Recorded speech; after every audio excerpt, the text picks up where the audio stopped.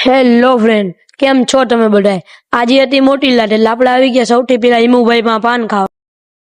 પછી ત્યાંથી પાન ખાય નકળી ગયા ઘર બાજુ અને આપણે જાતા જાતા ઈસુપને ચડી ગયો ટાન એટલે ઈસુપ નીકળો હું કરીને અવાજ અને પછી આવી ગયા આપણે દલગા. તો હવે મળીએ ડાયરેક્ટ કાલે. Next morning.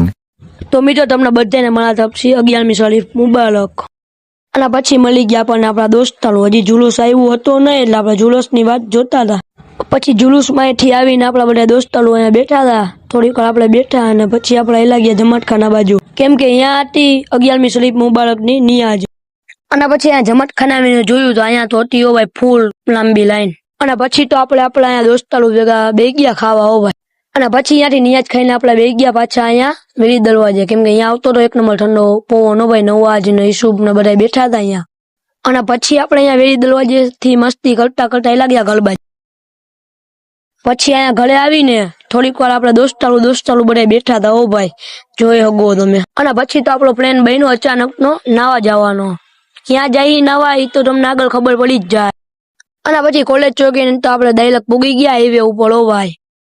અને પછી તો આપણે પૂગી ગયા વેલી પીલની ડેમે હો ભાઈ, અહીંયા નાવા માટે. પછી અહીંયા ડેમે નાહી ધોઈને નકળી ગયા આપણે ઘર બાજુ ને. અહીંયા તો જોવો ખાલી ફૂલ બાકા ચીકી વાળો હતો ટ્રાફિક હો ભાઈ. આપણે નકળી ગયા ઘર બાજુ. અને પછી તો આપણે ચડી ગયા ડાયરેક્ટ હાઈવે ઉપર હો ભાઈ.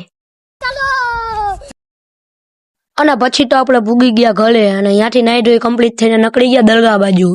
અને પછી તો આપણે પૂગી ગયા દરગાહ હો ભાઈ. તો મિત્રો હવે મળીએ ડાયરેક્ટ કાલના મિની વ્લોગમાં. જો વ્લોગ સારો લાગે તો લાઈક કરતા જાજો.